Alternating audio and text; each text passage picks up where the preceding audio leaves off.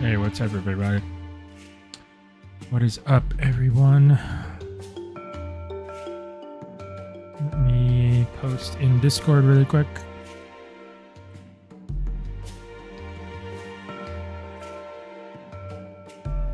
Make sure everybody knows that the stream is on, and then we'll get started. How's everyone doing? Hello, hello. Striga, how's it going? Let me know if everything sounds okay. Music's too loud, too low. You can hear me all right.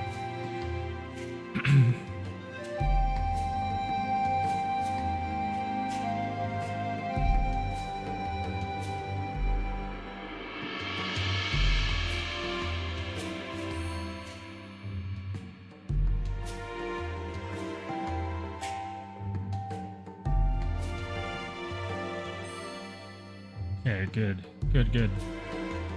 Awesome. Let me pop out this chat really quick because I don't like it over here in the corner.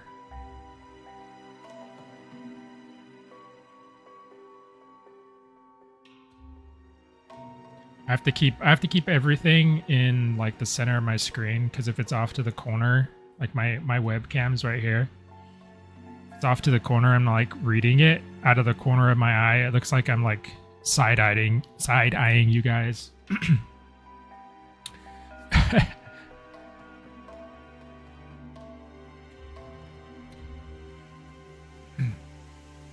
I'm not side-eyeing you guys. I'm just reading chat. But it's over here now, so I should be fine. Yeah, okay. So I've done a bit of work on the Spino since last time, so it does look different.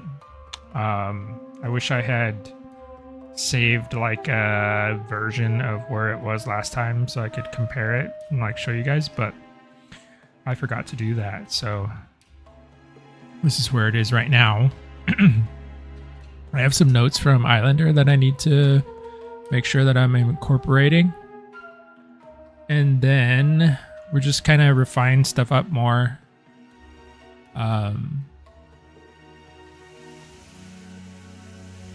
Yeah. Let me pull this into my ref sheet, because Islander gave me like a sketch over.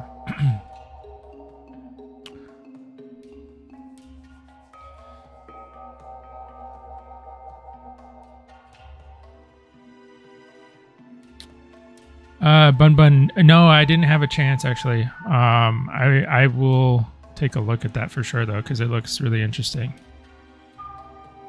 I think I am at that point where I would like to get some, just like a way to speed up that retopology workflow. So that looks like it's got potential.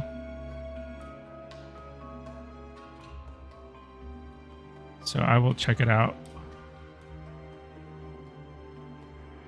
Okay. Let's get started. Where to start?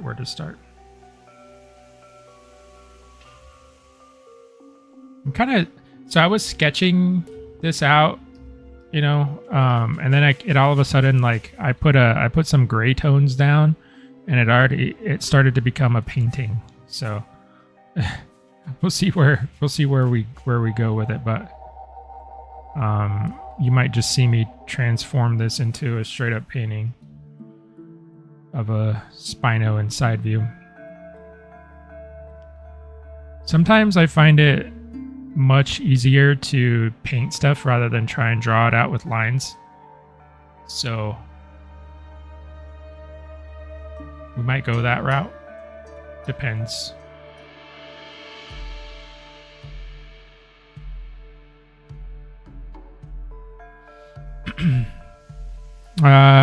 Rumble. When you sketch, are you using the mouse?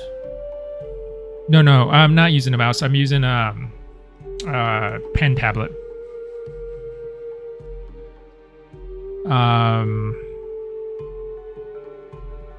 So it's pretty much like using a normal pen or a pencil, really. There is a bit of a disconnect. It's kind of strange because my hand's down here, but I'm drawing in front of me. So there's like a mental, adjustment that you have to get to initially. After a while, it sort of clicks and it's not too bad. I've been using a pen tablet for years and years now, though, since like I got my first tablet when I was in, I'm gonna totally date myself, when I was a sophomore in high school. It would have been 2006. So I've been using a pen tablet for a long time. I used to have a really like dinky one from, it was still a Wacom. Like that thing got put through its paces for real. Like I literally like wore down the tip of that pen. But it's how I learned how to use Photoshop and all this stuff. So it really got me through all of that.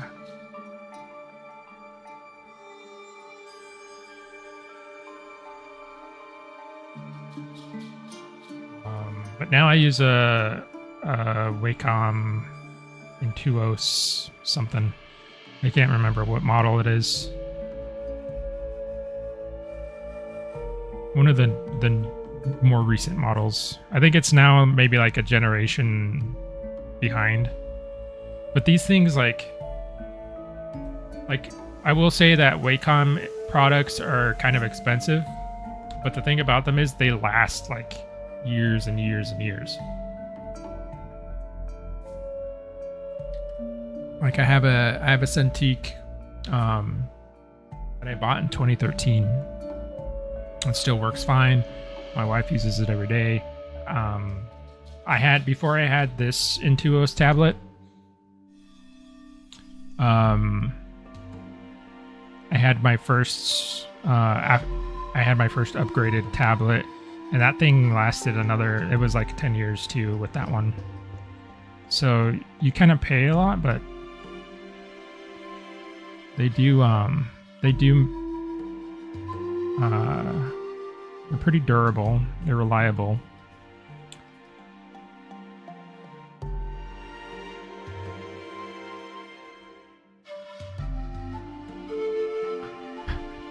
Yeah, back when Spinosaurus was alive.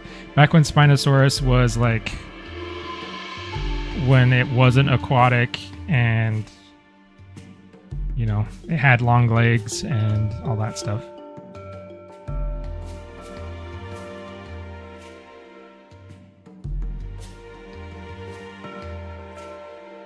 Just when Spinosaurus was a longer T-Rex with a sail.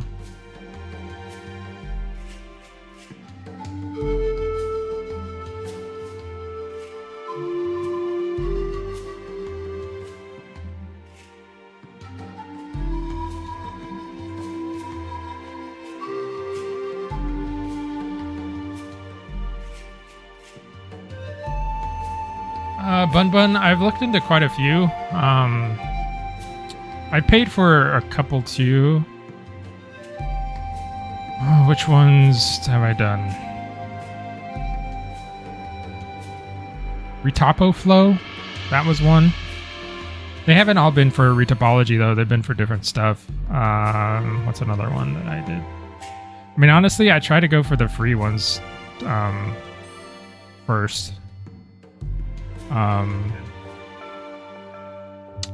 It's been a while.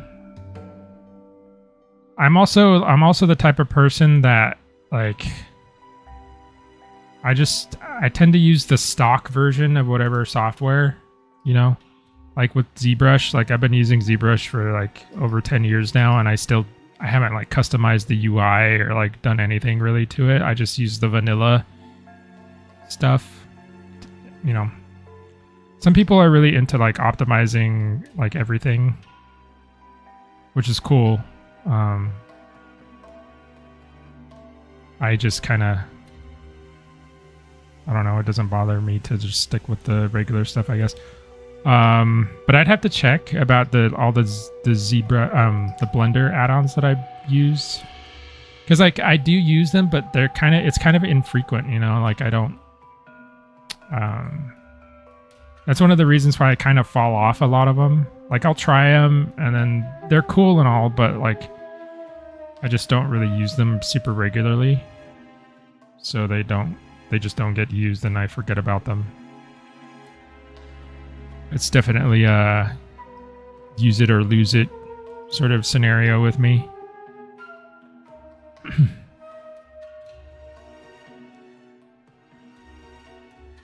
So I'm just going through, just talking about the sketch. I'm trying to figure out a good shape for the spines here on the back, because I want it to feel like pretty jagged, but I also want it to make sense. Like there's a fine line between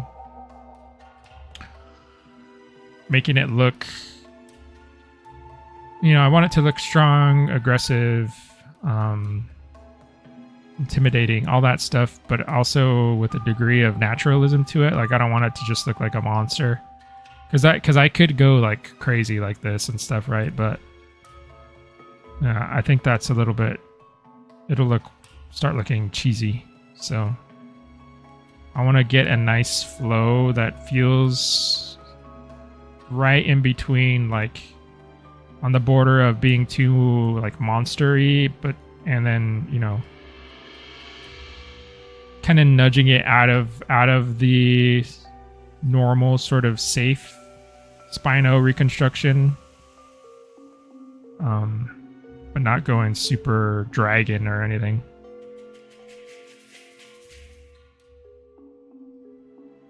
If that makes sense.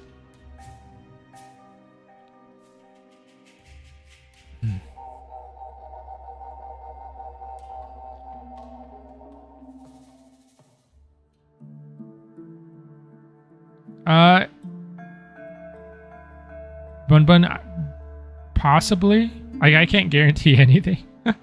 Like again, thank you for sending it to me. I will check it out for sure. I'll probably try it on like a couple models and see how I like it. If there's like a free trial or something, that would be cool.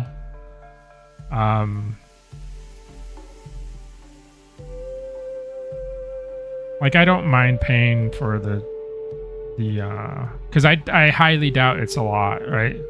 Those Blender add-ons, I mean they do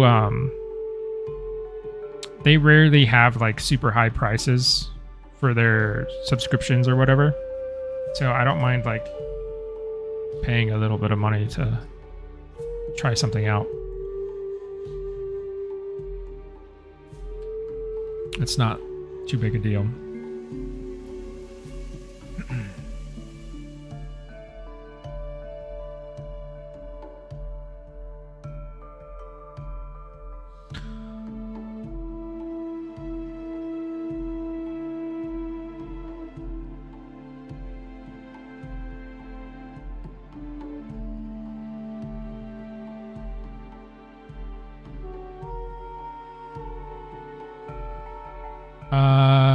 Rumble, will this Spinosaurus for the concept art basically be aligned with the model you'll be doing? Most likely, yeah.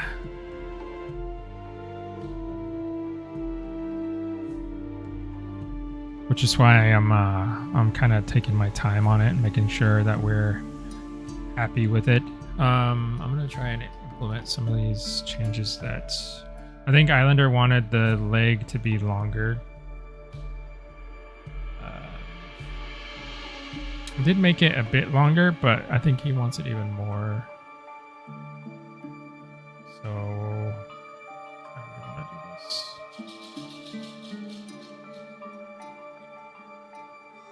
how do we want to do this? How do I want to do this? I'm going to make a merge visible to new, and then we'll take this. This leg. The thing is I don't want to change the, like I want to lengthen the leg, but I don't want to change the position of the pelvis, because that's going to be important.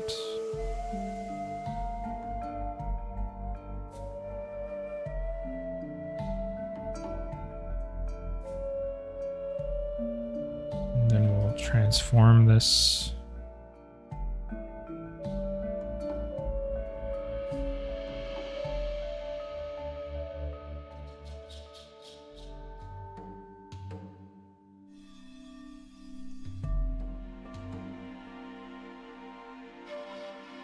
Kind of inching up on it. We'll try there and see how that feels.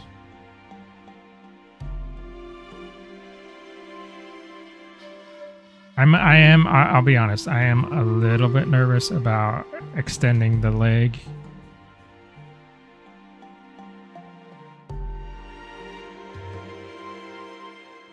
I do think proportionately it feels. I've always thought that the what we currently think of Spinosaurus's leg size to be feels very off. You know, like it just feels very small. I have not done a ton of research on Spinosaurus to like really try to say one way or the other what I think about the leg measurements and stuff. But just from I've painted dinosaurs for so many years, you get like this feeling for their proportions, and just based on my eyeballing of it, I guess, it looks kind of weird. But sometimes animals look weird. Nature doesn't really care about whether you think something is cool or not. It just cares about whether it's functional. So that might be the phenomena happening there.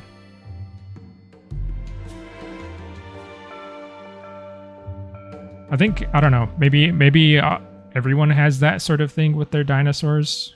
Like there is I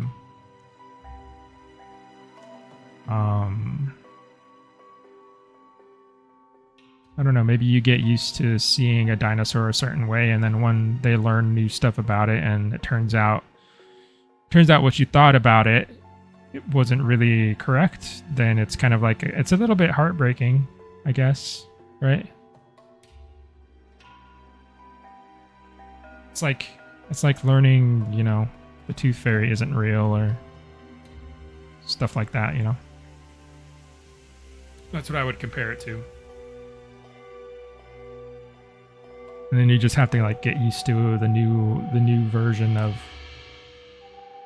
your dino.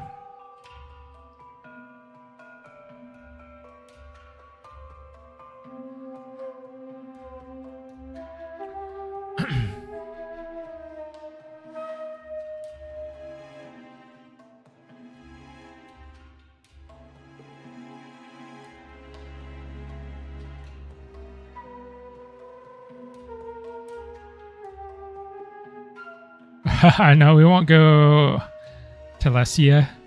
We're not going to go straight up JP. We won't go that far.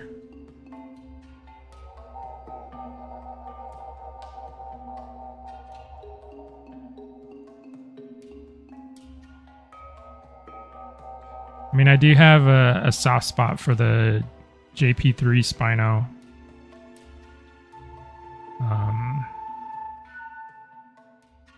It's a really cool looking design, but we won't go that crazy with it.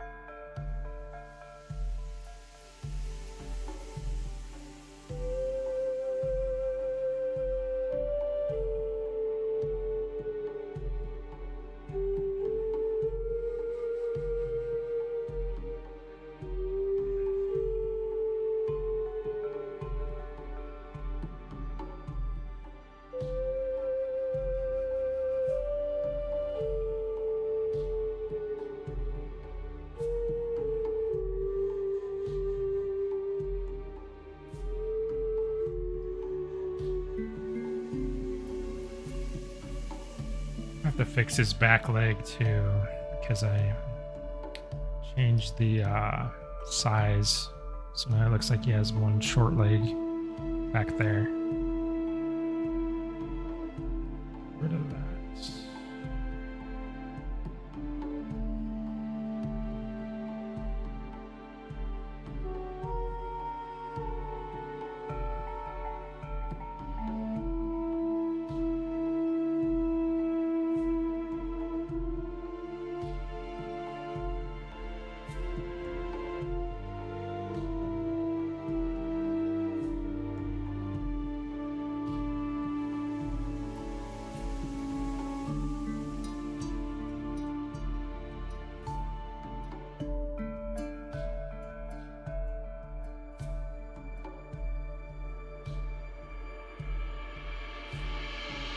I think what matters most is that it's easily identifiable and the proportions look right. Yeah, I agree. I think that's fair.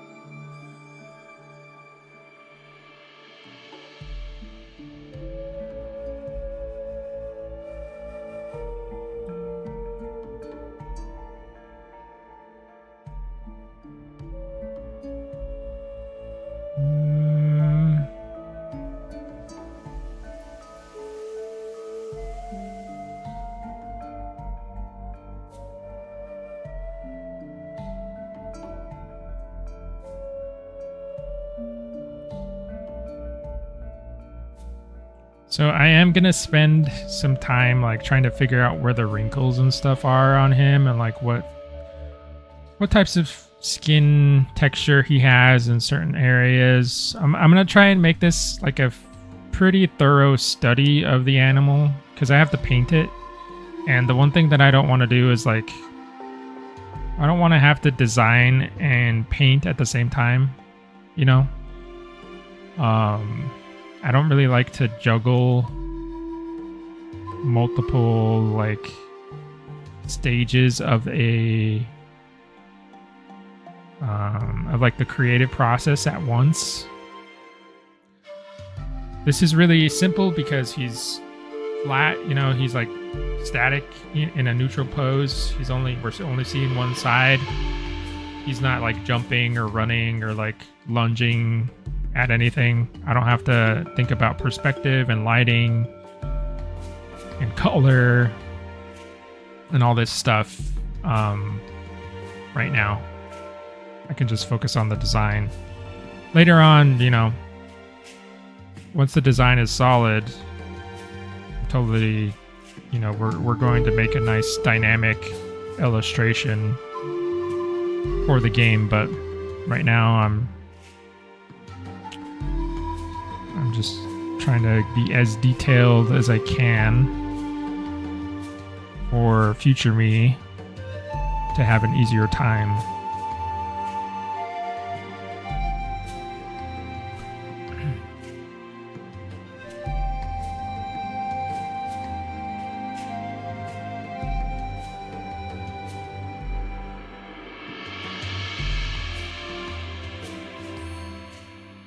Chomp. What's been your favorite dino to make so far? What's been my favorite dino so far?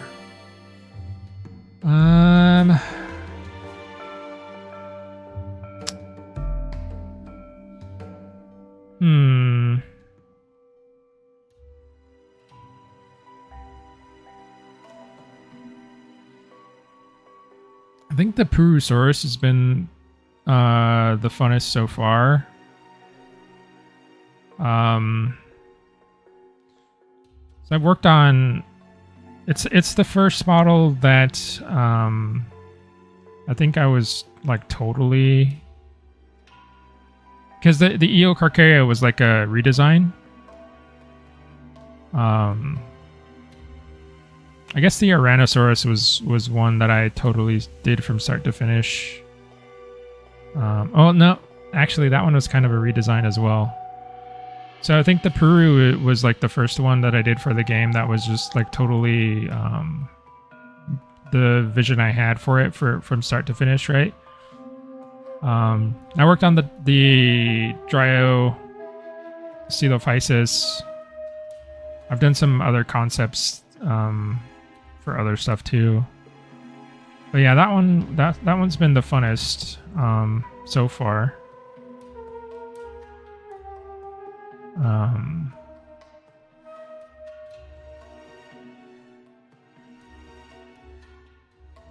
mean, there's a lot of stuff that I kind of work through with that one. I'm pretty proud of the way the topology ended up. That was pretty challenging. All of those scoots and stuff on the back that had to be integrated into the low poly. So I'm glad that worked out well. Yeah.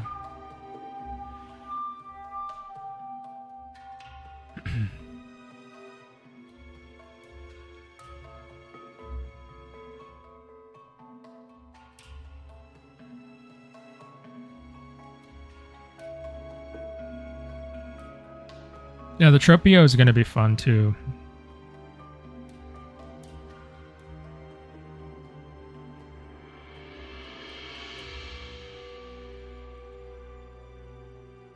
I've always had fun doing pterosaurs. It's got a very interesting beak. The crest on it is pretty cool.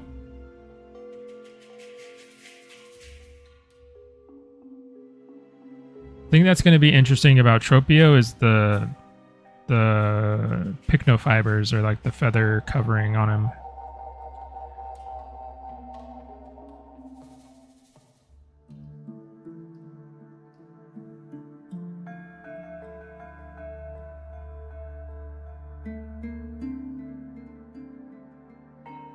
Dr. Ishiro, will you make a smooth skin version of the Spino? I don't know how crocodilian this is going to go. I don't really want to go super croc with him. We'll see I'm gonna try something and we'll see what the team thinks. I mean, it's not like 100% up to me, you know? So we'll see, like, there might be some croc-ish things. Like, he's definitely going to have the, like the square scales on the belly, like a croc. But those are fairly common in theropods. The kind of square, like this sort of thing going on down here. I don't think Spinosaurus would have been super unique in having those.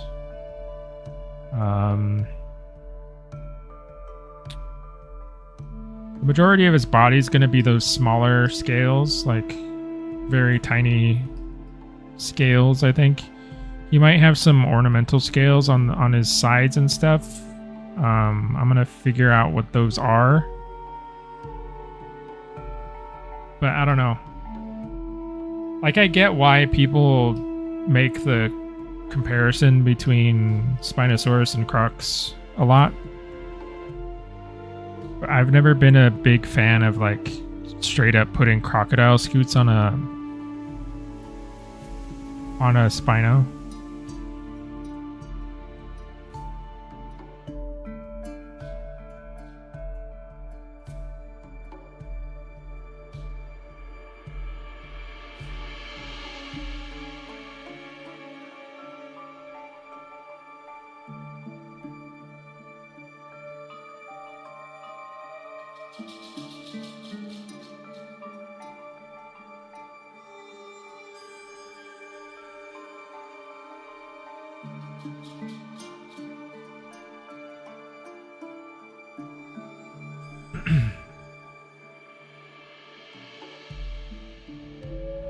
Yeah, we're not gonna go because I wanna lean into the way the Spino, like the structure of the bones are. I wish I could. I set up my computer, my OBS to only capture capture Clip Studio Paint. I shouldn't have done that. I wanted to show you some of my reference, but it's too late now. But yeah, like this, like it's not gonna be like a crocodile tail. Like this is gonna be like a nice, like a fin. It's gonna be a fin, not like a bunch of scoots.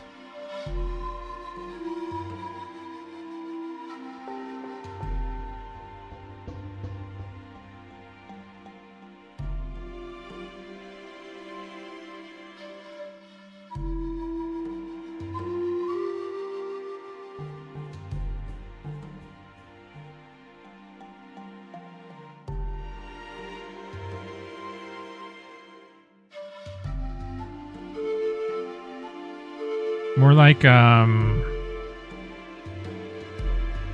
are those lizards called? I guess they're called the sailfin lizard or something like that. Sail lizard. Philippine sailfin lizard. More like that. The way those fins look on their tail. With maybe some like ornamental scales. We're gonna make it definitely look more like jagged. The top here will have some kind of, I guess there'd be like dorsal spines, I suppose, but more like that.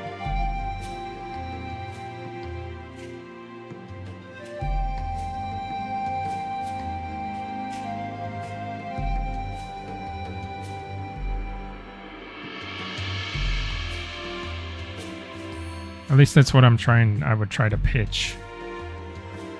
Again, it's not entirely up to me.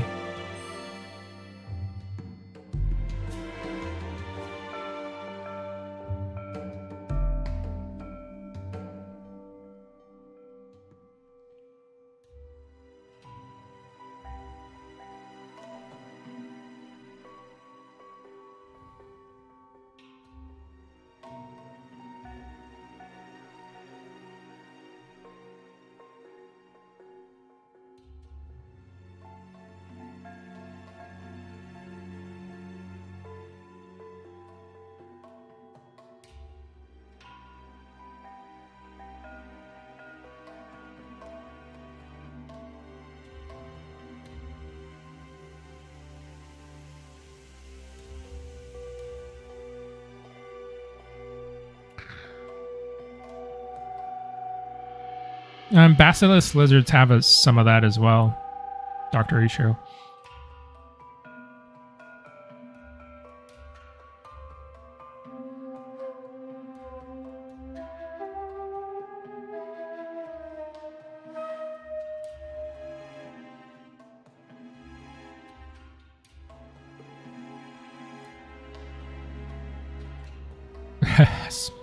I don't know exactly what skins we're gonna add here. That's a step, maybe a couple steps further than I'm ready to go right now.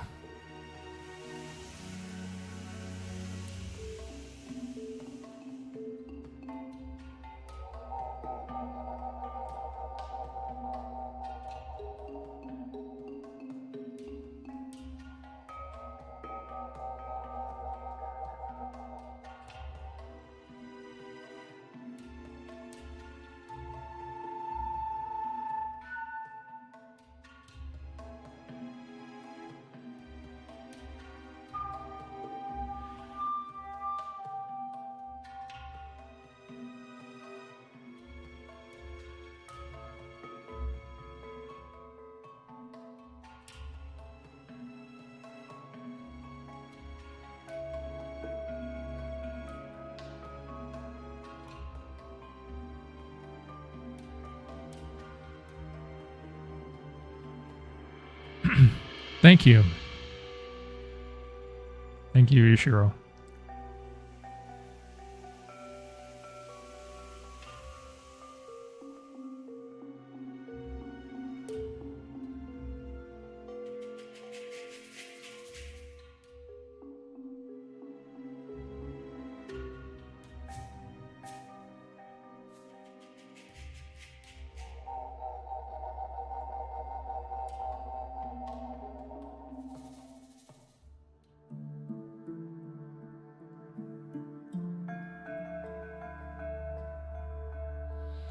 Grayish blue. Grayish blue sounds really cool to me.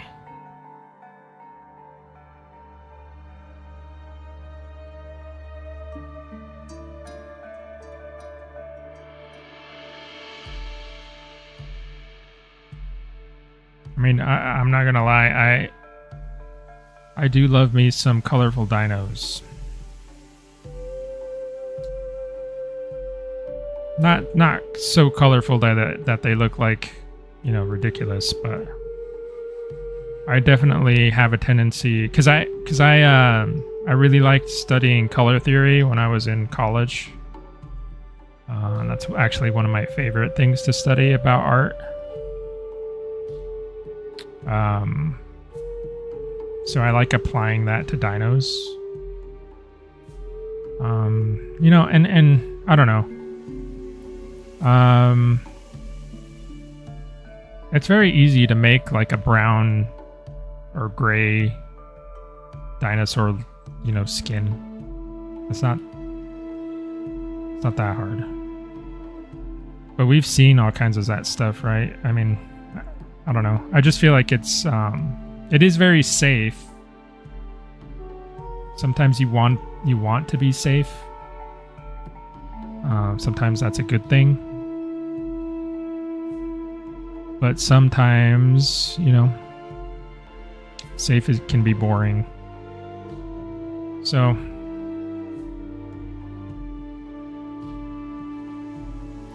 I prefer to like push it a little bit.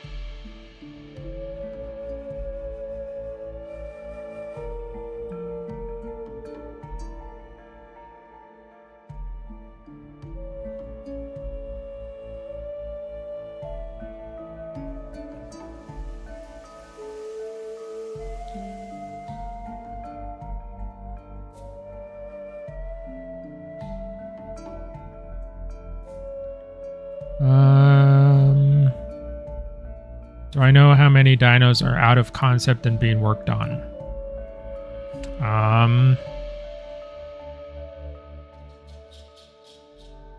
The Tyrannosaurus is finalizing textures, and the Peru. Those are the ones that are out of concept phase and being worked on currently.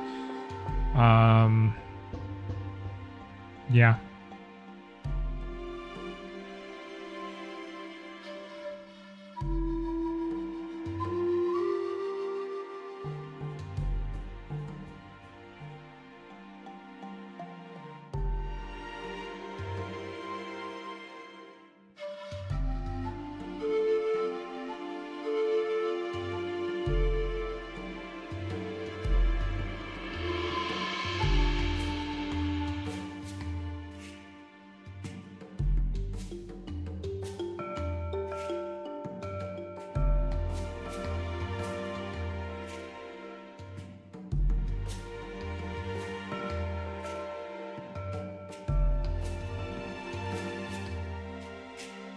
Pattern can be a pretty important aspect of it too. I agree with you there, Ishiro. You can have a pretty tame color scheme, but if the pattern is very striking, then that's also a way to go about it.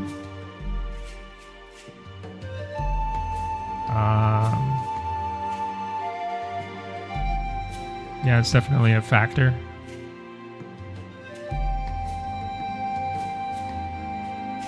I mean, you have to take into account, like, you know, what's the, you know, there's so much stuff that goes into picking a color scheme or even trying to like generate a color scheme.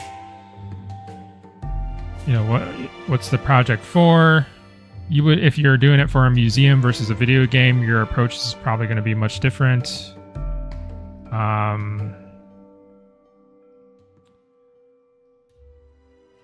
Is there some kind of gameplay functionality to, if you are doing it for a game, is there a gameplay functionality to the color? Like what's the overall mood of the project? Is there a certain vibe that you're trying to get across with the dino? There's all kinds of stuff to take into consideration.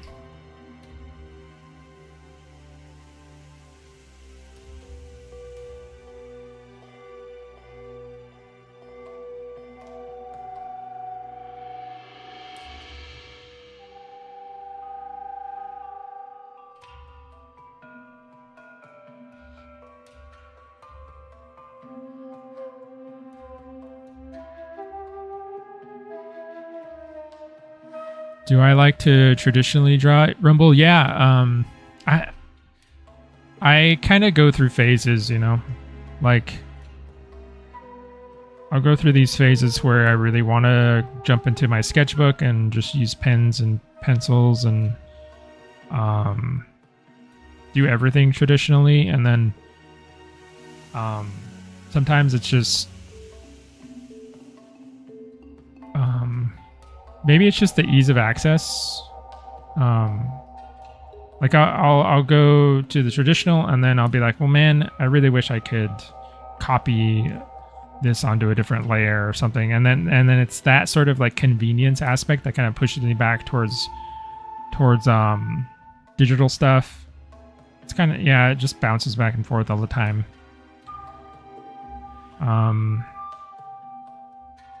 I recently went out and got a new sketchbook. And I started to do a few sketches in there for some personal art stuff.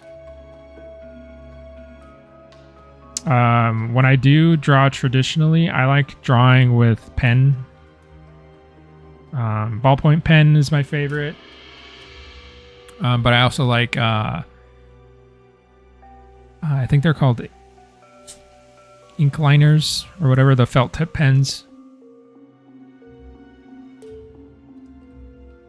Oh, recently, so there's a cool Japanese store in downtown Portland that me and my wife like to go to. And they have the coolest, they have really cool books that you normally can't find anywhere. And they have this like a huge section just dedicated to stationery. It's really, really cool. Lots of really good pens, lots of really nice paper, really cool notebooks. So we went over there maybe like a couple months ago, and I picked up some nice pens from there that are what are these?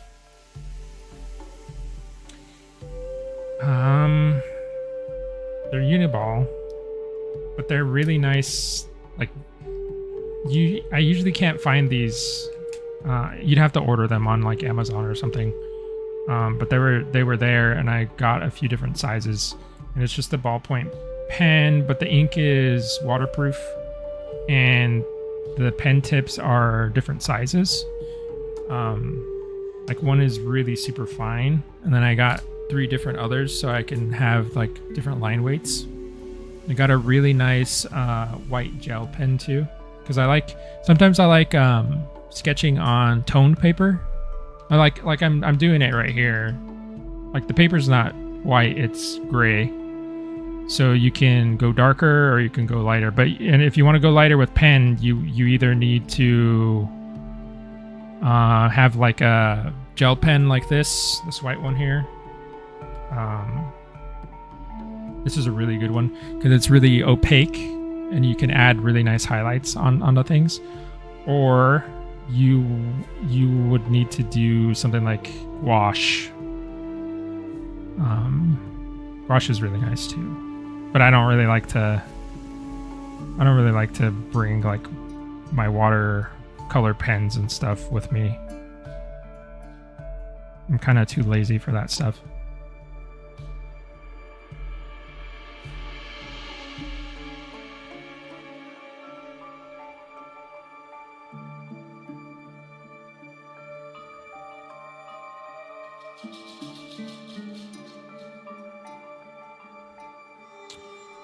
See you, Bun Bun.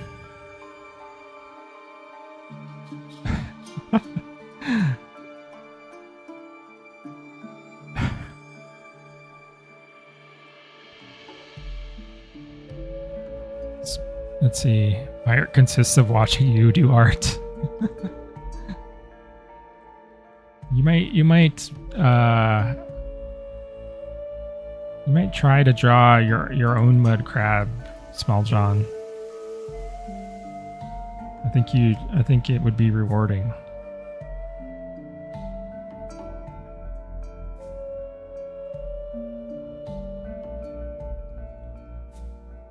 You could be the world's leading mud crab artist.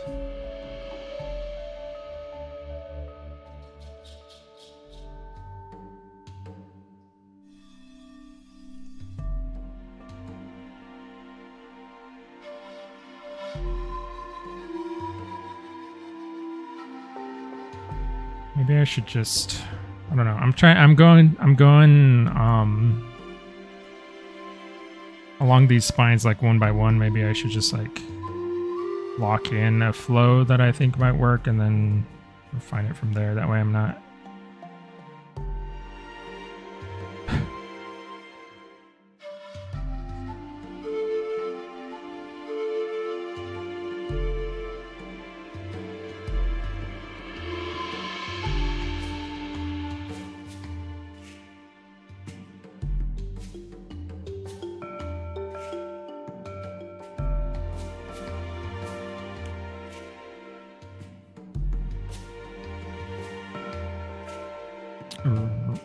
Rumble, cool to pick your brain. Oh, I don't know about that, Rumble. You're very kind. But I'm glad to help, you know, if you have any questions or anything like that. It'd be cool to maybe do, I don't know. I'd have to do this on like my own YouTube channel or something. And I don't really have the setup for it. You'd have to have like an overhead camera or something and then sketch. I don't know, maybe at some point in the future that could be cool.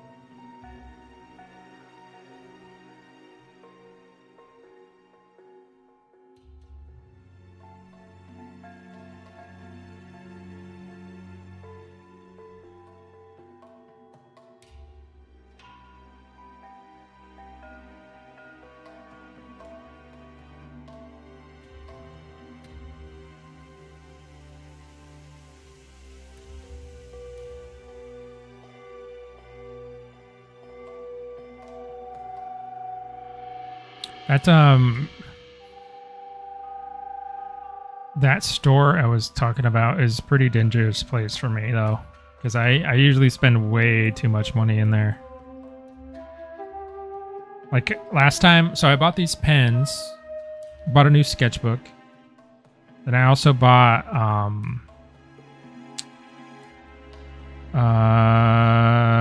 like 3 books. One of them was 2 of these. These are the Dinosaur Sanctum books.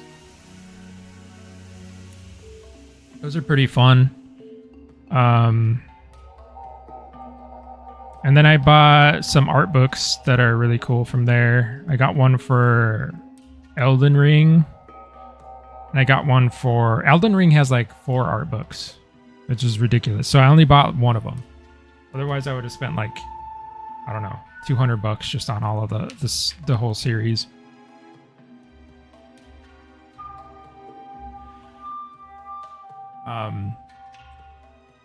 Then I got Bloodborne, the Art of Bloodborne.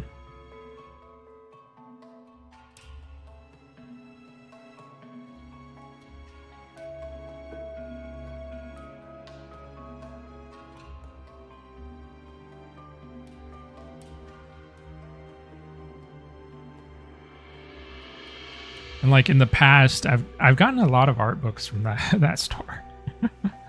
They have some really cool ones. All of my Monster Hunter art books came from there.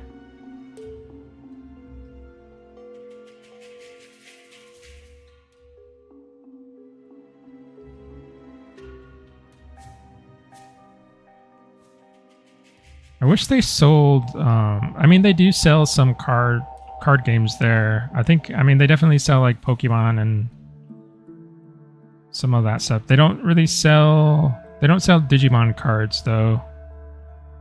I wish they did. That's what I collect.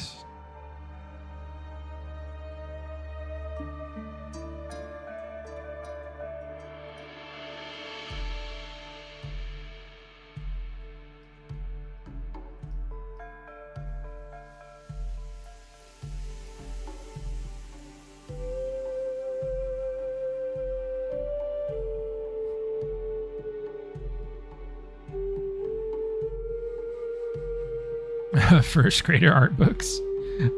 I don't know what those would be. I don't know what those would consist of. They'd be like, this is blue and this is red. They'd like go over all the colors and stuff. Maybe.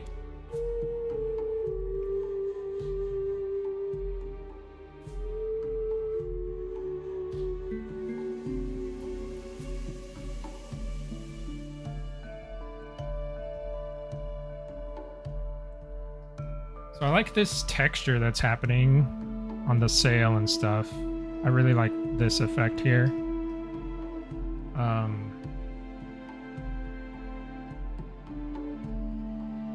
Yeah, I think that's starting to work. Coloring outside the lines. These would be like... So all of this would be scales, right? Pretty small, and then these would be larger ones up here that kind of make this like jagged appearance. And they'd kind of be random, a little bit random.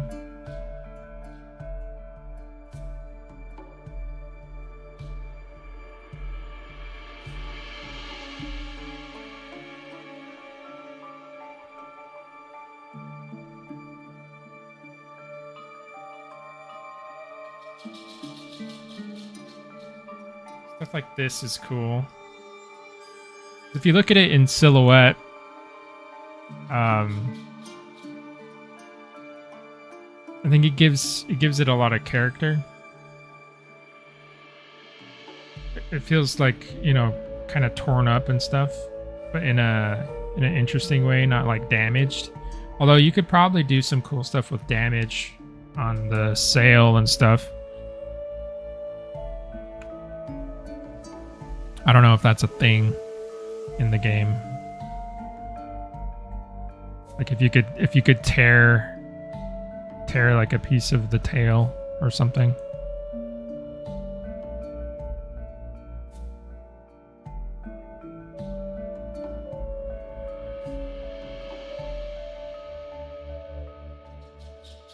These are some of my favorite brushes in Clip Studio Paint too, by the way.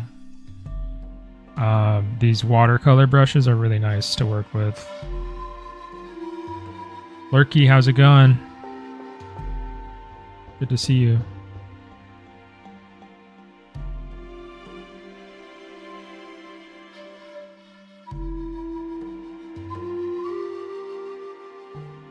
we are working on the Spino. Working up the Spino more.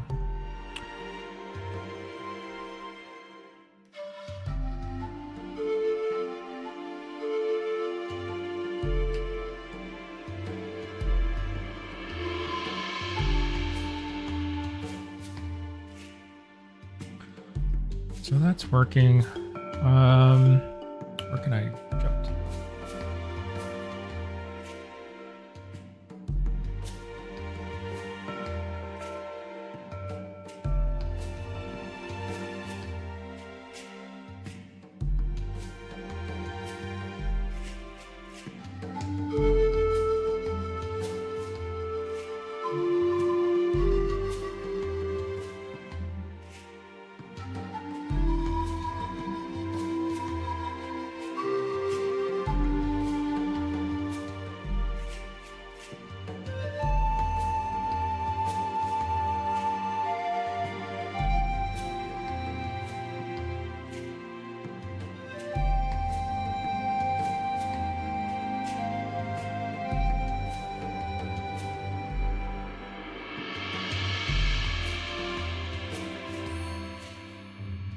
I'm wondering.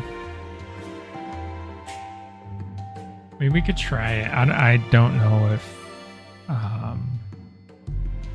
Islander will go for it. We could try a lip diversion.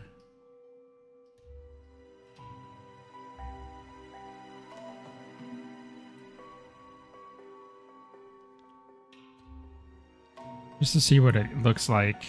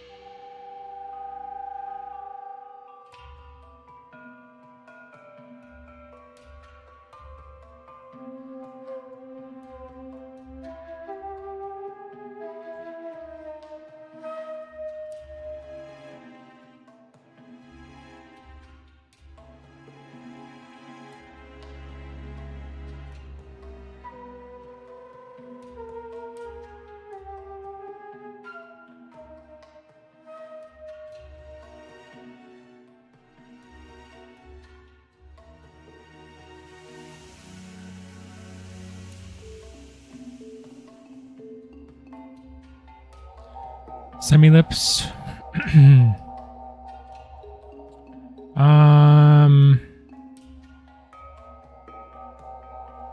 I think I know what you're talking about.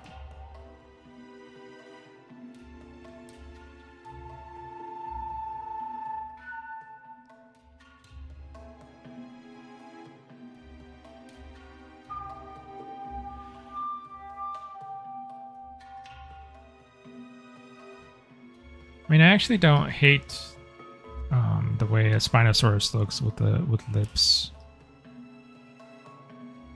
I think they can look cool. I think I don't know. I think for the game we'll probably go with lipless though.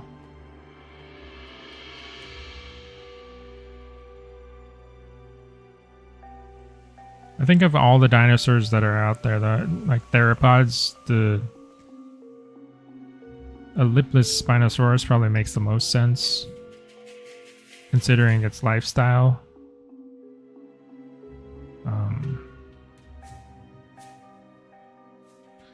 Let's see.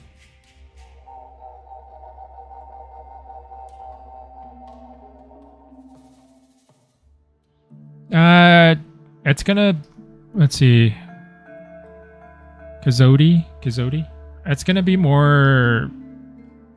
I'm doing my best to kind of balance it, but it's going to be leaning more towards naturalistic than I think a JP dinosaur would be.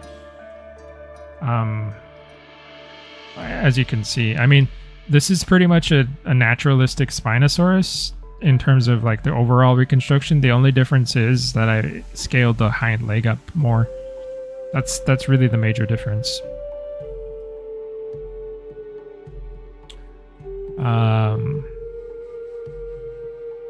So yeah.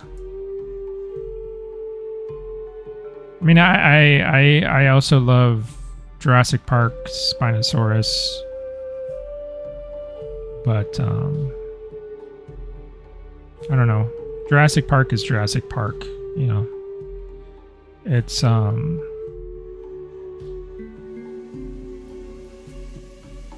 we want something for Echoes, you know.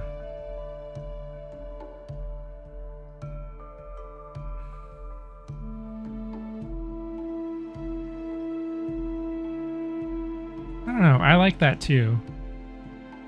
Maybe there's some way in the game that we can make that an option of like whether you have lips or not on a dinosaur. I don't know what our customization options are,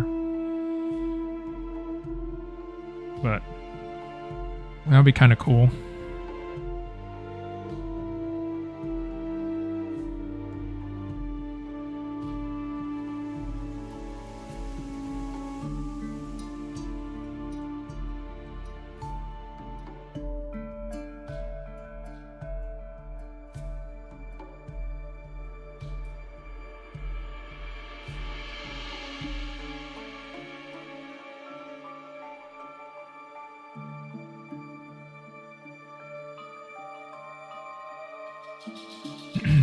Oh, you think that the Kazodi? Yeah, that's kind of the trick, right? Like I want the legs are bigger, like they definitely are bigger. But I kind of want them to not look bigger, you know?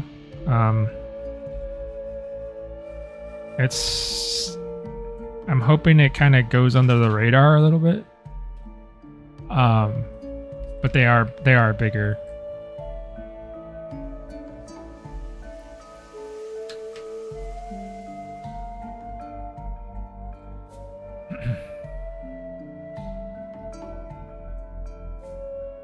This is what my idea of a balanced Spinosaurus would look like. Because I personally I've talked about it earlier, but I think the way we view Spinosaurus legs, how we currently see them in paleontology, I feel like they're way too small. Like they feel disproportionate to the animal. Like not in like a weird way, like a kind of an unnatural way. So I don't know, maybe later research will reveal that they're actually more similar to the way I guess normal theropod is proportioned. It's totally based off of like my intuition, you know, intuitive sense of how big a leg should be. So it's totally not scientific at all. I realize that. It's just I've been drawing and painting dinosaurs for so long that like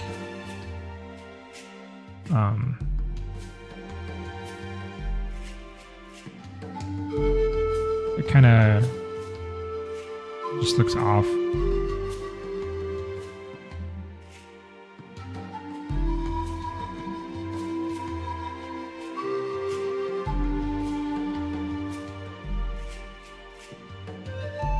I've honestly never had a reaction to like a reconstruction of a dinosaur the way that I've had a reaction to Spinosaurus.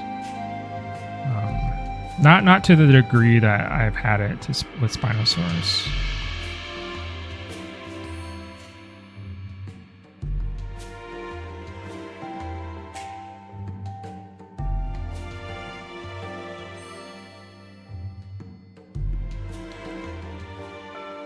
But then again, I haven't read like everything, all the data, so who knows?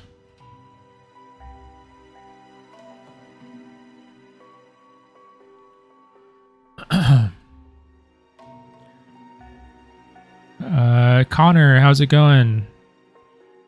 Clip Studio Paint, my beloved. Thank you. Yeah, dude, I really like Clip Studio Paint. It's my favorite drawing application, I think. It's definitely overtaken Photoshop for me. I've tried some other drawing apps too. Like, I mean, I've tried Krita. I think there's another app called DaVinci or something like that. That was pretty cool. I'd say that one's like my second favorite.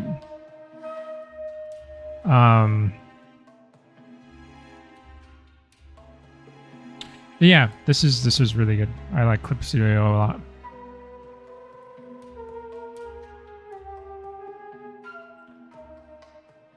If it weren't for like some stuff I have to do at work, and like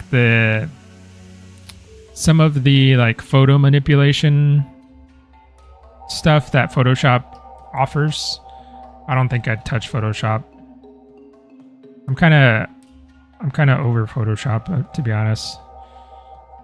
That program doesn't really, it's kind of lost something, I think.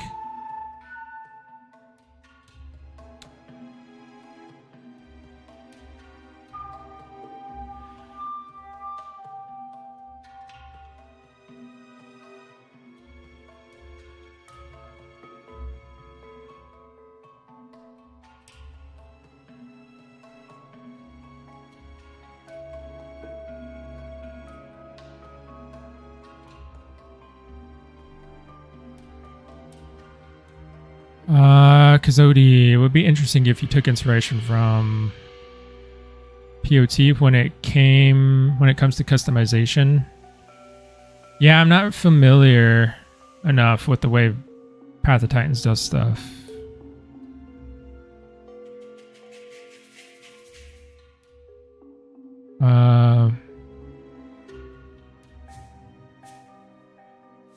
Yeah, good point. Rumble.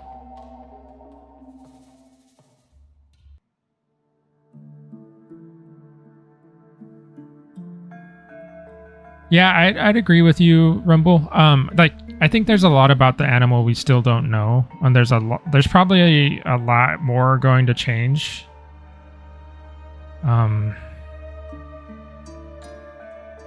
It's also one of the reasons why I've kind of like been hesitant to work on it from like a more strict like paleo reconstruction standpoint.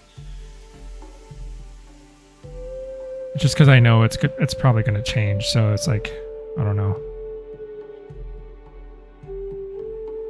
Then again, you know, if you do a model and it turns out to be outdated or like incorrect, then you can just.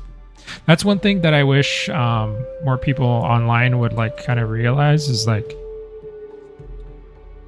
you know, this is all digital stuff. Like if you know, a year or two from now we realize that the legs, if this were like a super strict paleo reconstruction and I did the legs wrong, like if they realize that they're actually longer, well then I just select the legs and make them bigger. Updated and brand new. It's not like set in stone or anything.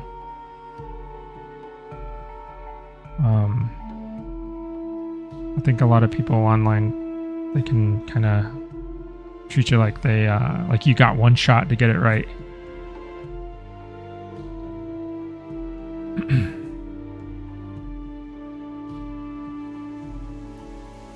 Same thing with the model too. It's actually pretty easy to, you can just grab those areas and stretch them, pull them. As long as you have like a good base mesh.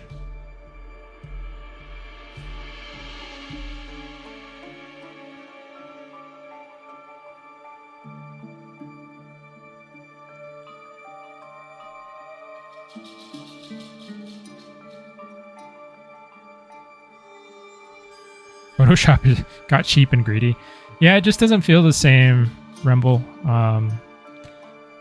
Like honestly, I would much rather just like find an old version of Photoshop and install that on my computer, like before CS whatever, or what was it, CC Creative Cloud.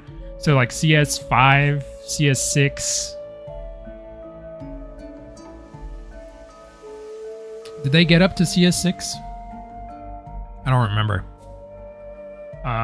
But yeah, just install one of those on my computer and just call it good. The only reason I upgraded is because for work, a lot of the graphic design stuff requires like the latest, like, because they use like smart objects and like the libraries and things, so I have to be able to like be compatible with all of that stuff, so I have to keep it current. But a lot of the times, like if there's something that I need to do that involves Photoshop, I'll only do like what's necessary in Photoshop, and then I'll just do the rest in Clip Studio. It's just nicer experience, you know.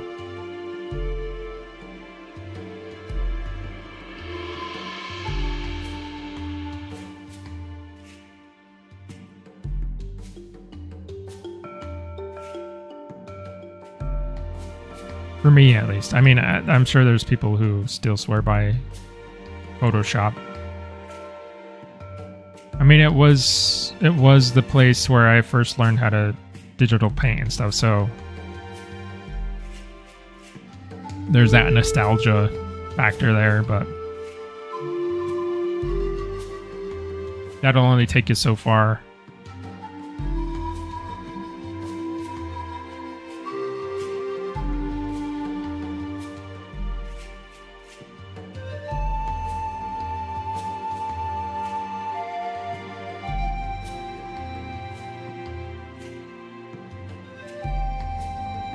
Has any game ever had Spino run on all fours?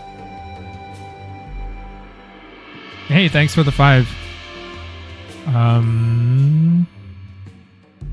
4G? Is that your name? I don't know for sure, but thank you. Has any game ever had a Spino run on all fours? I don't know. Maybe like Arc. I think the Spino and Arc runs on all fours.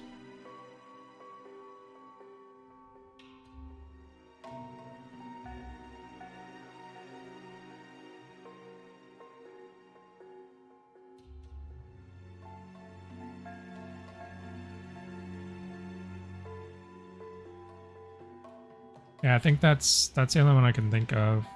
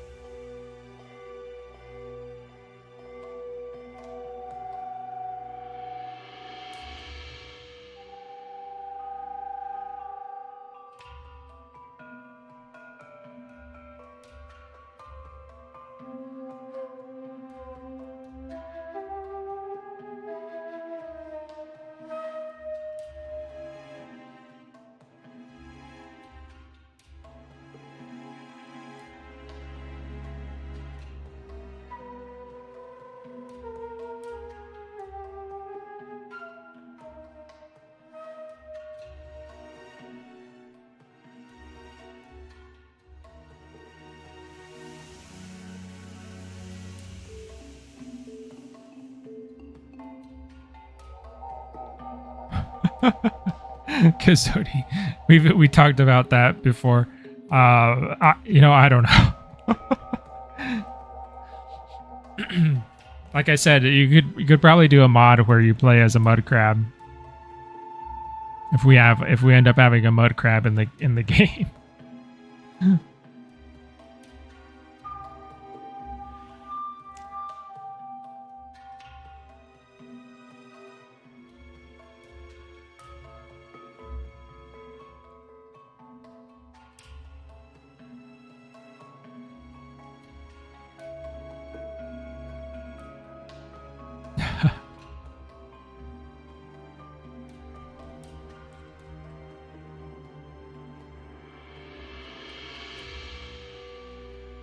mean, heck, I'd be down to sculpt the mud crab. An AI mud crab.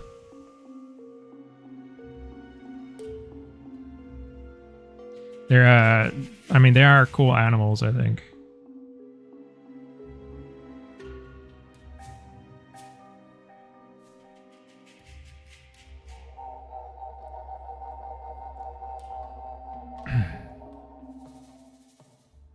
Haha.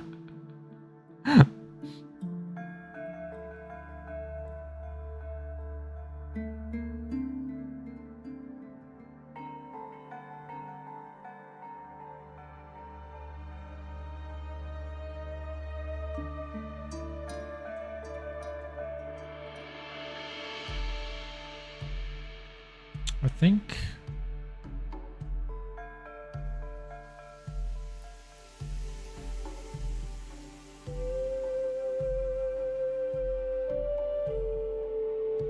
let me see.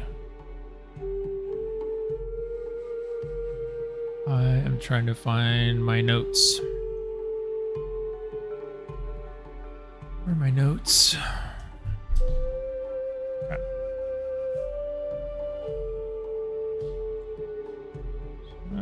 Duplicate this.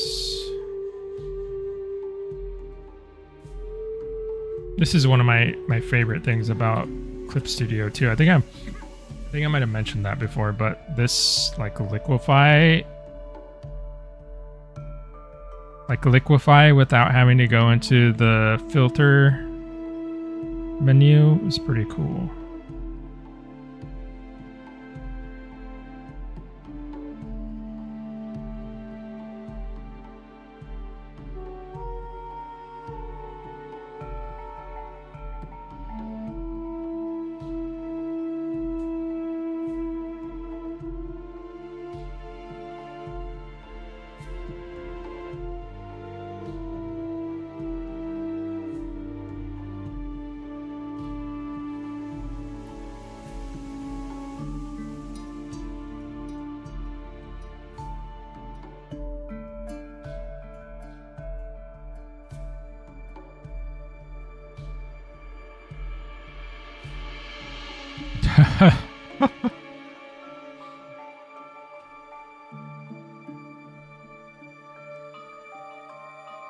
Is there like a war now between horseshoe crabs and mud crabs?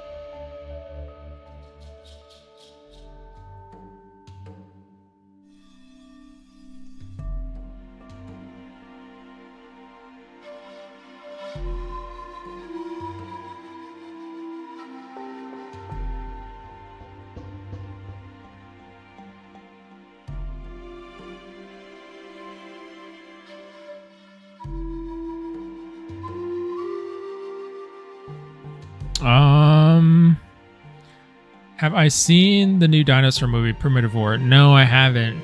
How was it? Did you see it?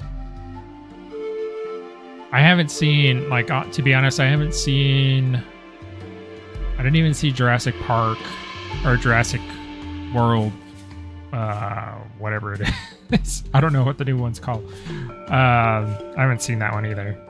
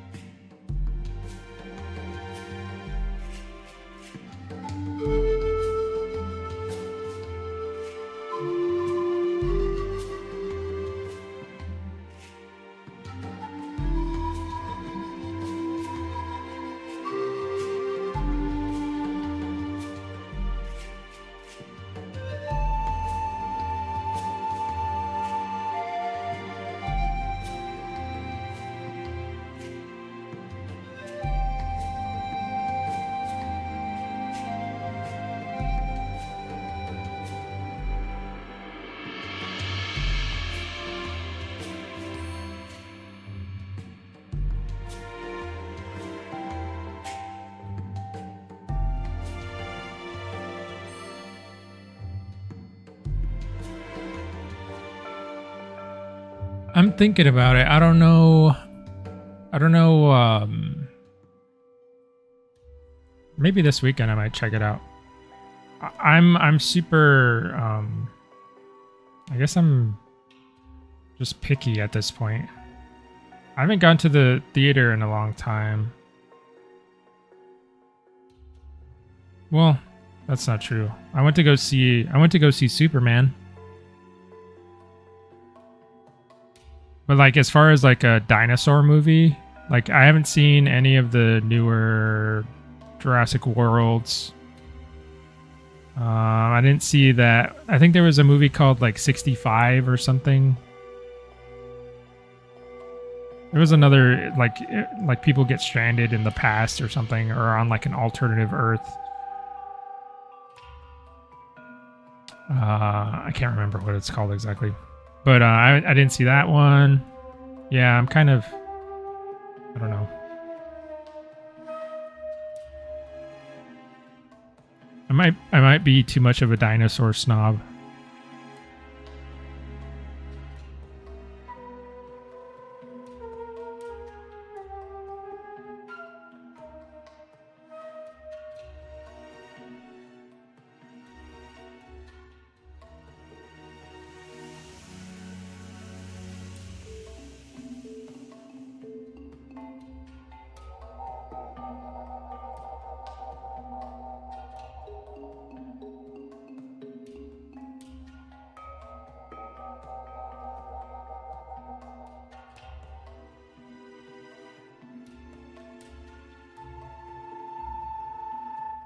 Get some form in here so he doesn't look so flat.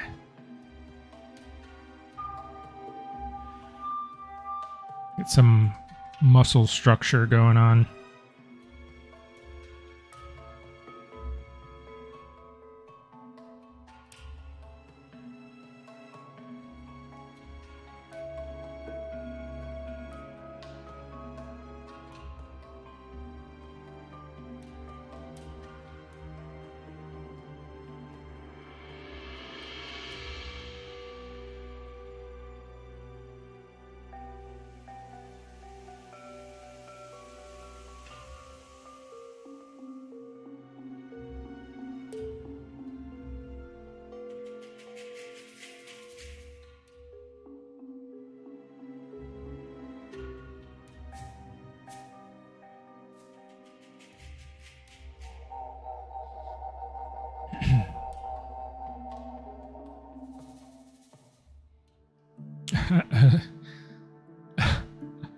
A Spino eating a mud crab.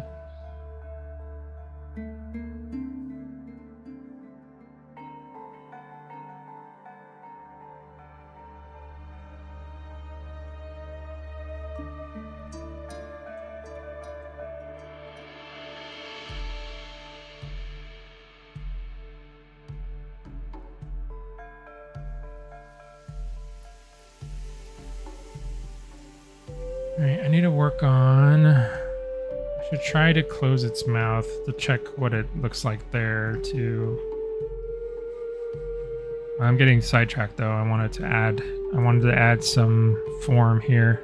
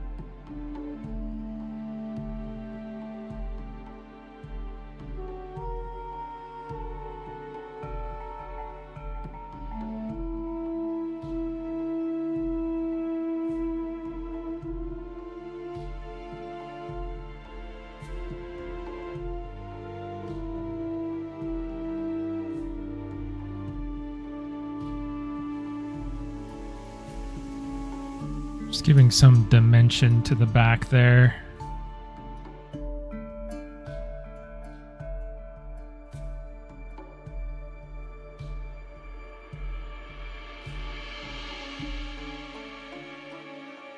base of the tail too. And we'll erase anything that's outside of the limits here.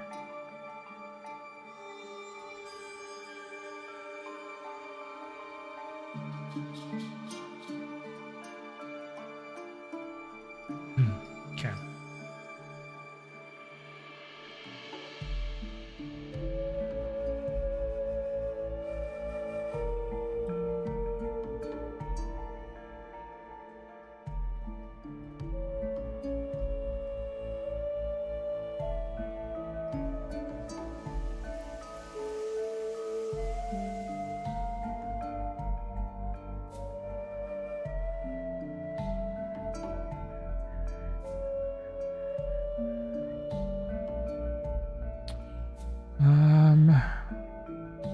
What else do I need? I mean, I could start working. I need to figure out what's going on with this hand. I got the front view started, but it doesn't. I want it to feel a little bit more substantial, I think.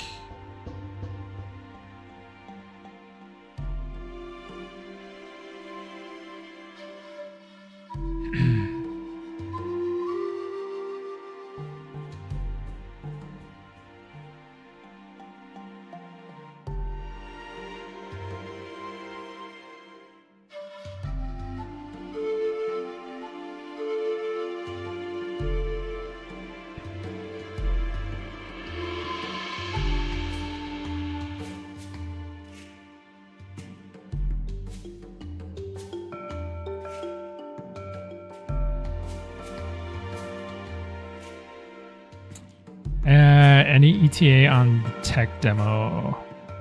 You would have to check on Discord and stuff like that to get an answer to that. I honestly, I know the tasks that I need to finish, and I'm just tackling those, you know.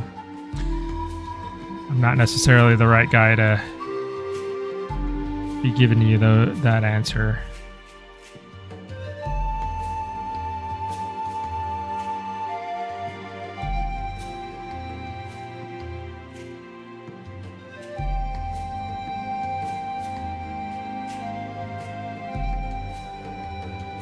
I mean, we're all working really hard to get you guys a tech demo.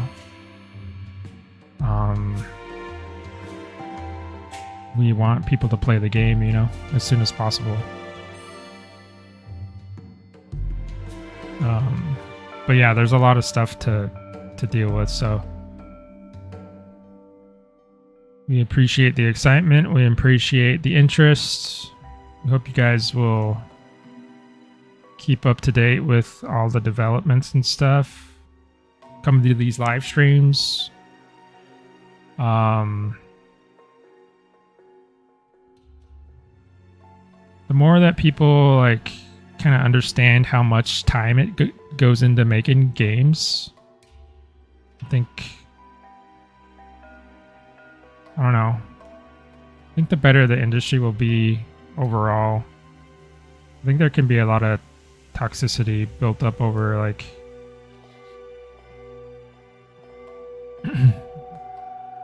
like kind of getting angry at studios for taking too long on games. I don't know, it depends on the studio too. Like, there are some studios out there that are definitely on some BS, you know. But we're just out here trying to make a cool dinosaur game for you guys.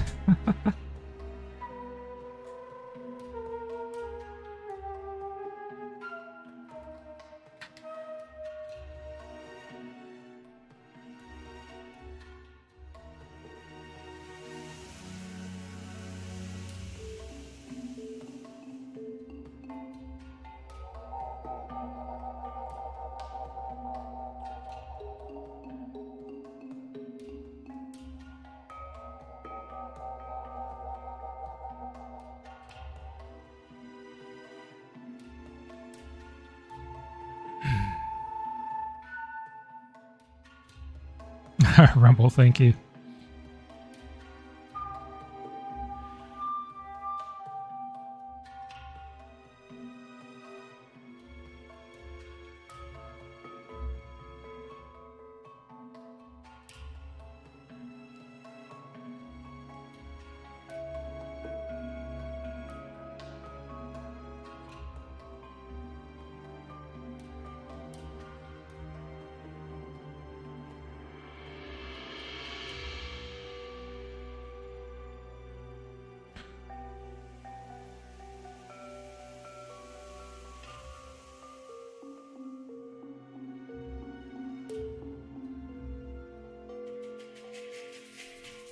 Spinosaurus hands are... I think I'm way better at sculpting them than I am at drawing them. They always give me... I'm never satisfied with the way I've drawn my Spino hands for some reason. They never meet my expectations.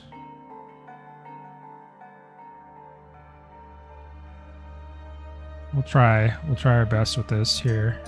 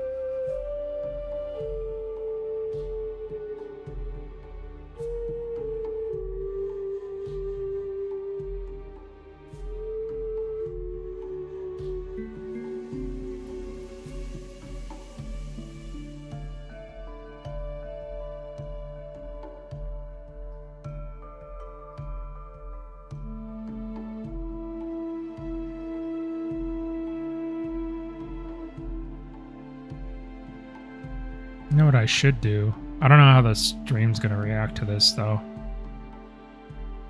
Maybe I should enchant it. You can in Substance, not in Substance.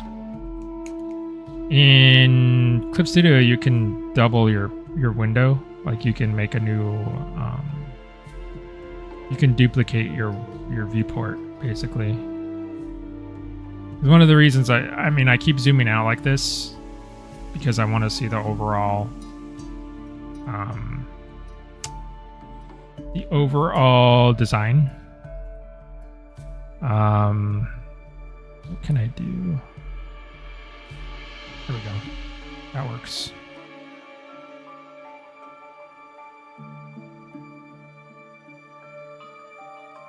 I don't know if if the live stream actually picks that up though. There's a little, it's called a navigator. It's like a mini version of the canvas that pops up. It's right here. You guys probably can't see it, but that's what I'm looking at. It shows the whole design while I'm zoomed in here doing like detail stuff.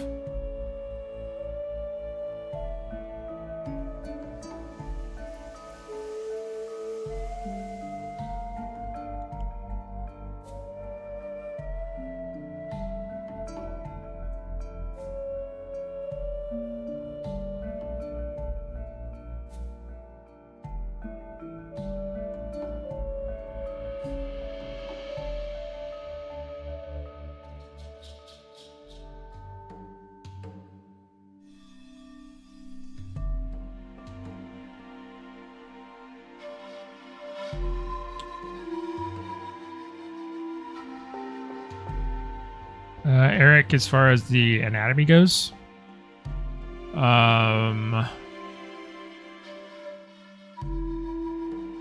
mean, that's pretty much how it goes. Like they don't have like a much of a wrist. It's not like a human hand.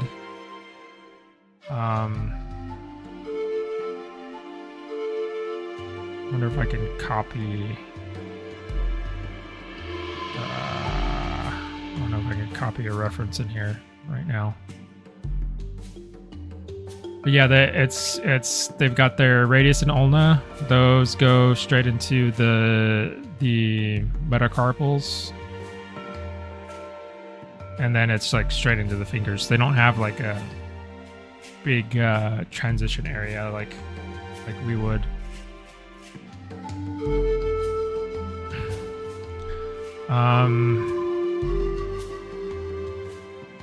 It's more like the stuff that I was talking about was more like the feeling of it. If you've seen like Komodo dragons, the way their claws look, like their arms, they just look really powerful. That's sort of the vibe I want for this. But I don't think I've really achieved it yet.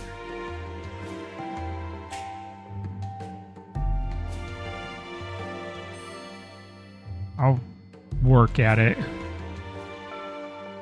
There's always, I don't know, for those of you who are artists in the chat, there's always like, I don't know if you probably felt this, but there's always just like a point or like one little like sticking point in a design that you just like either don't like it or it's like that area that's like the problem area, you know? And it's not really like a huge problem. It's just like it kind of gets on your nerves a little bit.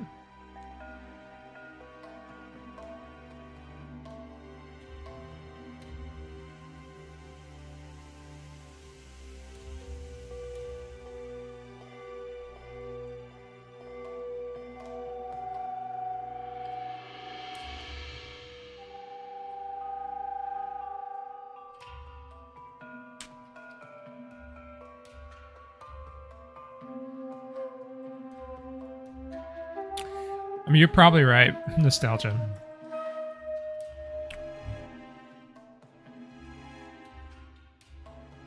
I am one of those people that's really hard on themselves when it comes to their work.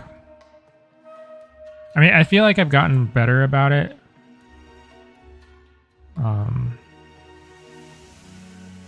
But I can be very perfectionist. Sometimes you just gotta be like, okay, that's what I can do for now, and then maybe I'll do it better next time or something like that. Because there's always like, what I want to do, what's important about the concept is that you get the point across, like you visually communicate what the idea is. To the point where someone else can like look at it, understand it, and then sign off on it, you know? So as long as that is achieved, then that's fine.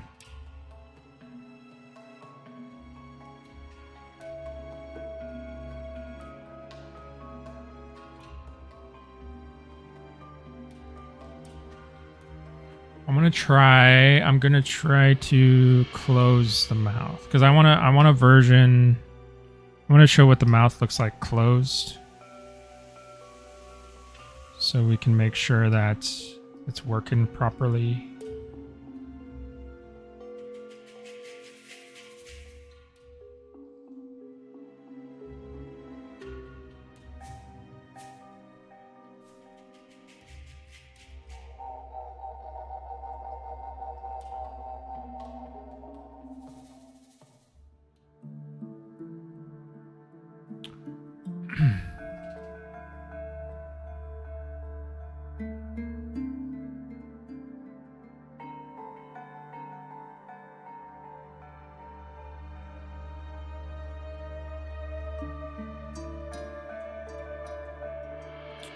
Yeah, Rumble. Delta. The toes. I mean, partially it's just because like hands and feet are like the most complicated structures that you have on any animal or like a human too. Faces, hands, feet. they're generally the hardest parts to work on.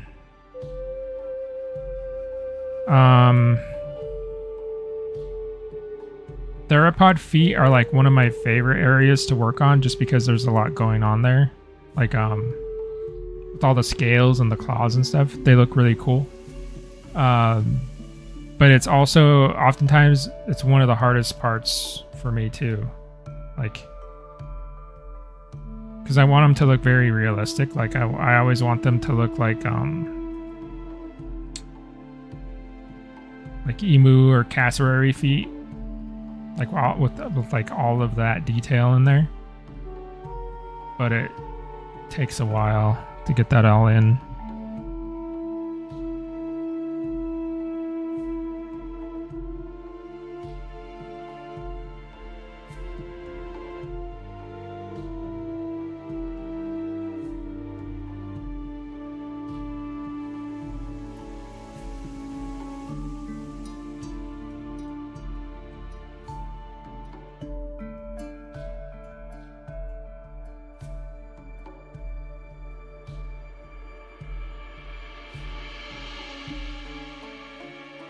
Oftentimes, it's also the part of the animal that I'm like most proud of too.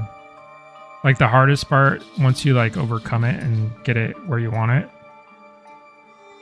Like that for me on the Purosaurus, that was the back of the neck,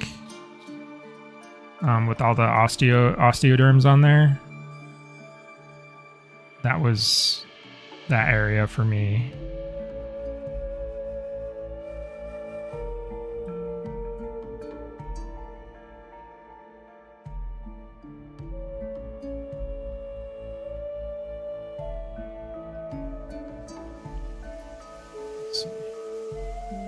I had to get rid of all this like outer stuff so I could actually close the mouth. I need to cut and paste it.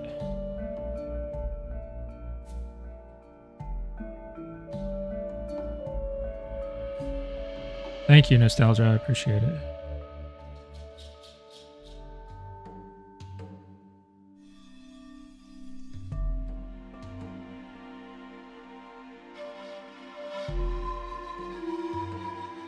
I always really like how the Spinosaurus jaw closes and like how the teeth overhang and stuff.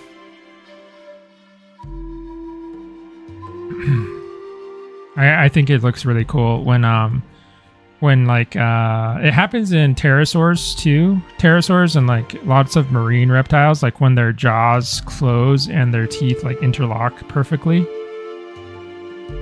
That's one of the coolest looking things, I think.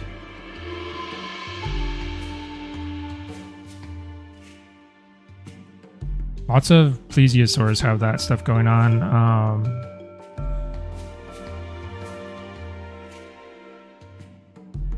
Pterosaurs like Anhanguera have that going on too. Rhamphorhynchus does that. So I want it closed, but I don't want it to be like, I don't want him to be jamming his teeth into the roof of his mouth either. Like it needs to.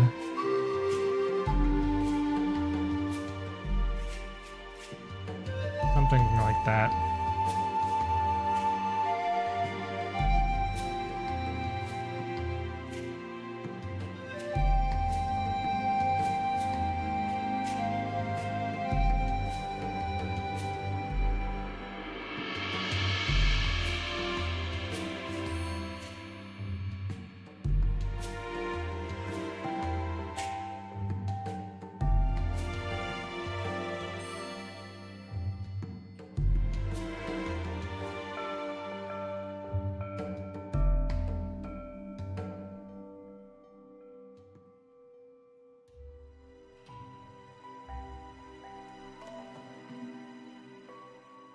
So we'll probably, that works.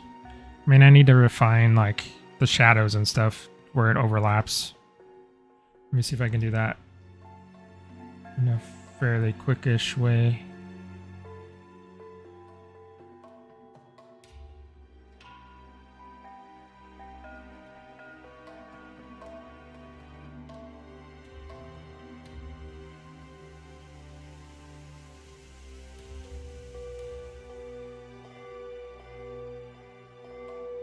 Just kind of shade it so that way it looks like it's like overhanging a little bit.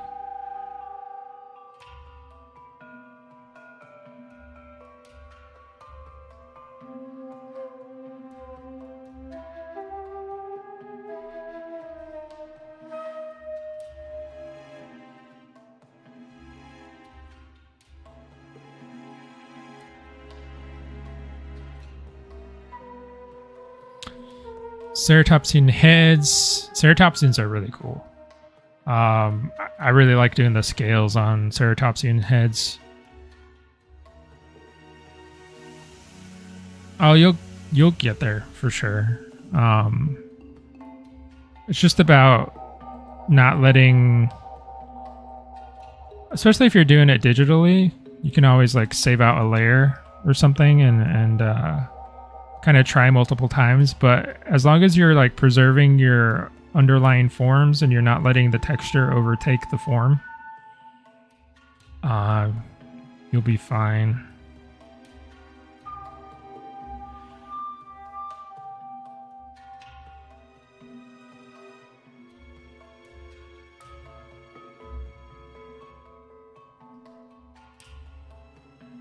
And the crazy thing is like you don't even need a ton of texture to sell like a like surface type. Like if you look at man,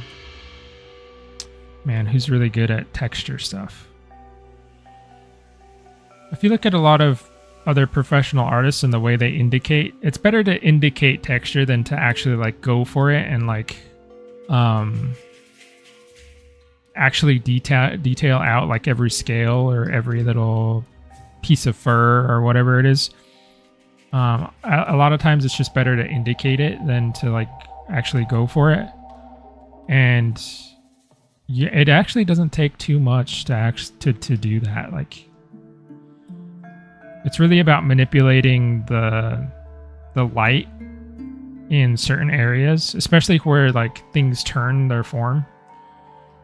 You just put like a little bit of speckling or like a little patch of scales in those areas, or like little patches of fur in those areas where whatever the surface texture is, you can get away with a lot of like just suggesting.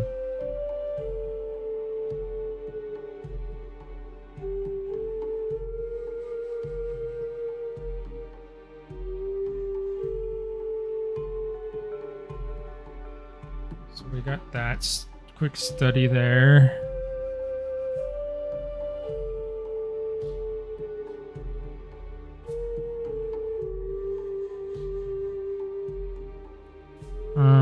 I would want to do a quick front view and a top view too. I might not. What time is it? Yeah, I won't be able to get to that today. I'll probably have to do that outside of stream, because next week I definitely want to be starting in on the illustration part of it, because I need to do a bunch of like thumbnails, make sure we actually have a composition to work with. So this will be like, I'll definitely show you the design next week, wherever it ends up, so you guys can see how the Spino looks. But we'll probably move on to like getting the actual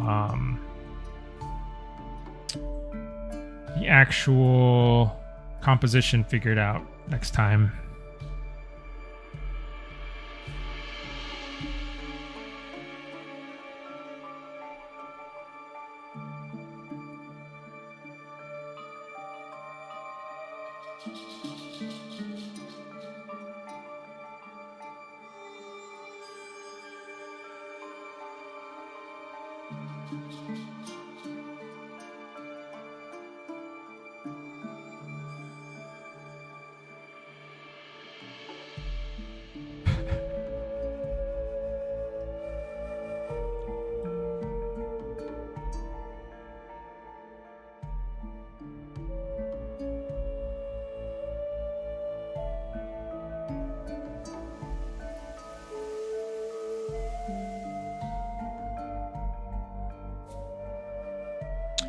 Yeah, Spinos are kind of, honestly, it's a lot easier to work it out in 3D than it is in a sketch.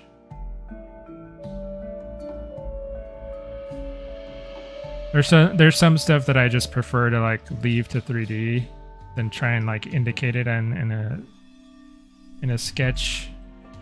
But you know, we're working on it here.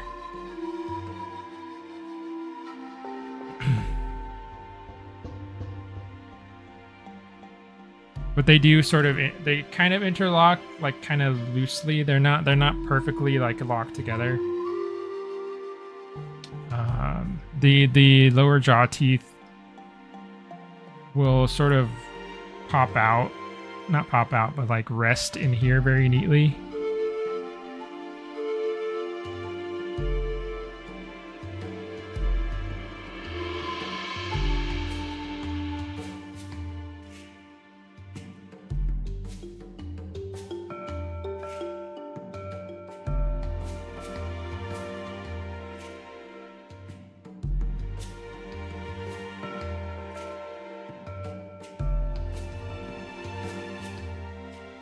Okay.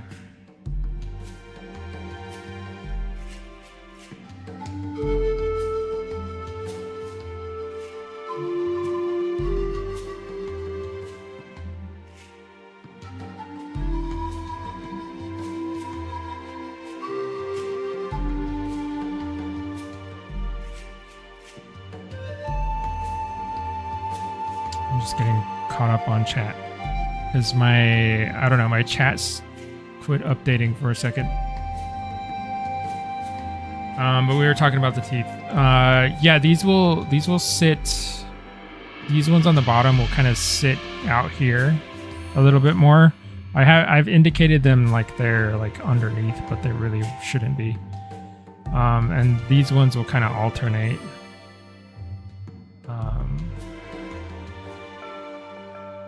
I'll try to get that across better later. I need to add some space. Change canvas size. So we need to add a front view that'll pop up right here, and then a top view will pop up over here. And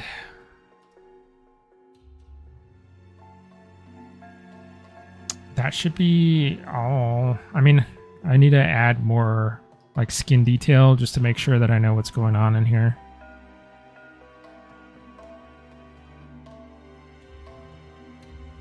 I think overall the proportions are working. We might still make these legs even larger, depending on what Islander says.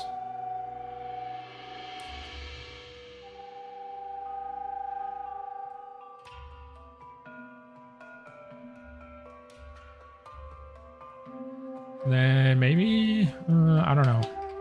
I might be doing the skin color, or we might pass this off to somebody else to do skin color stuff while I figure out the composition.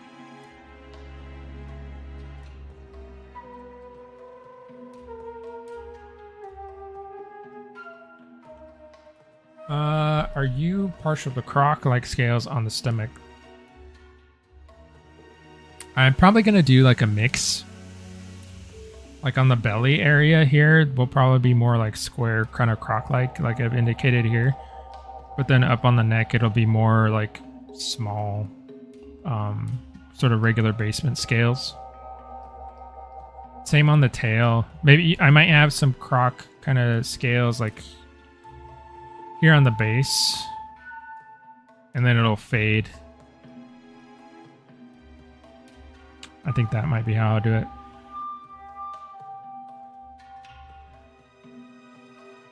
Make sure I save everything.